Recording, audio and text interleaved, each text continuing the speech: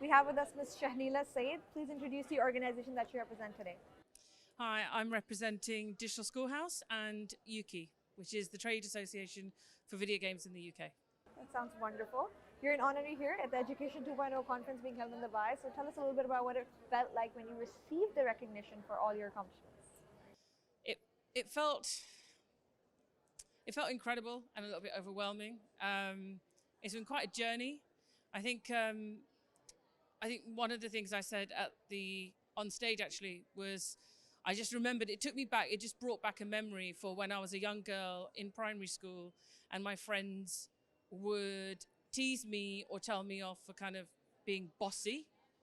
The thing is, when things were a bit chaotic, I just like to sort of step in and bring order to the chaos a little bit. And they didn't like that. But to go from there when you're a child, nobody tells you that's a leadership quality.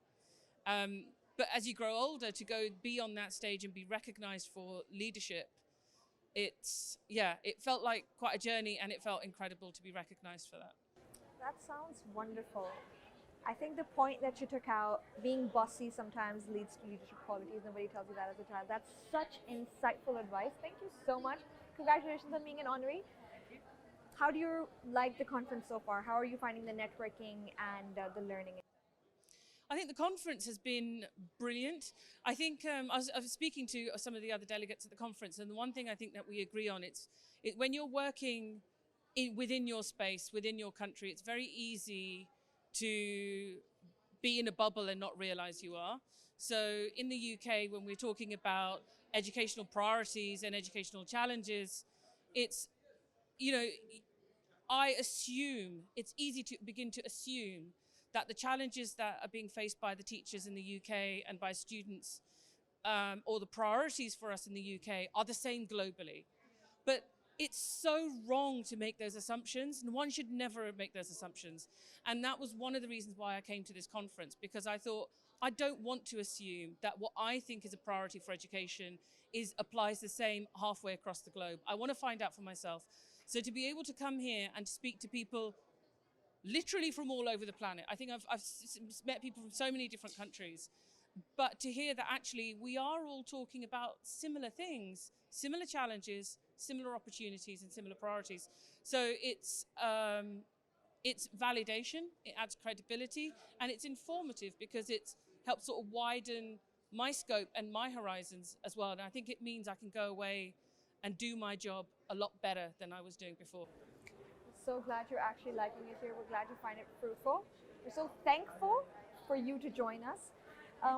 I'm sure there's a lot of people watching that are really inspired by you, the young girl who was bossy, now turning into a leader.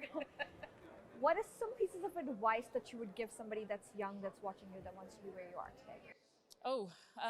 Be bossy. No, you know what? Like, trust your instincts, and find your passion is the first thing. Find your passion. Find the thing that you enjoy doing, and carry on doing it, and find a way to do it better. If you can. For the young people who are looking for their start into career, my career's advice to them would be, if you can find a way to turn your passion into your career, it doesn't matter what that is, inshallah, you'll always be successful. Always, because you're doing what you love. And the second thing is to believe in yourself. Don't be afraid to be different. Dare to be different is something people say, but truly don't be afraid to be different. And sort of quite often, there can be intimidation, there can be pressure. And I have, when I was a classroom teacher, and I didn't agree with the way the rest of the computing teachers across London were doing something. And I thought, I disagreed, and I thought, I want to do things differently. There can be pressure applied from above and from left, right, to say, well, everybody else is doing it, so it's got to be right. I'm like, well, just because everybody else is doing it, it doesn't mean that it's right. I want to do it differently. I did do it differently, and 3 years later, or within 3 years, everybody else is changing their tune and coming on, and now my work is an example for them. So that's incredible when that happens. It's not always going to happen. Sometimes you will be wrong, but that's life. We learn from our failures. Everybody gets things wrong sometimes. I think that's super insightful. I think the reason why you're sitting here today is because you love what you do. and you carved a path for yourself. That's splendid advice. Thank you so much for that. I'm sure people want to reach out to you personally or for collaborations. Where can they reach you? Oh, well, on the social media platforms, I'm on X, formerly Twitter. I'm on LinkedIn, and I'm on Facebook under Shahneila Saeed. But people can also find me through my organization, so Digital Schoolhouse or Yuki. And if they search for any of those things, if you search for Digital Schoolhouse, I will come up, and actually you can contact me directly through the website as well. So it's all there.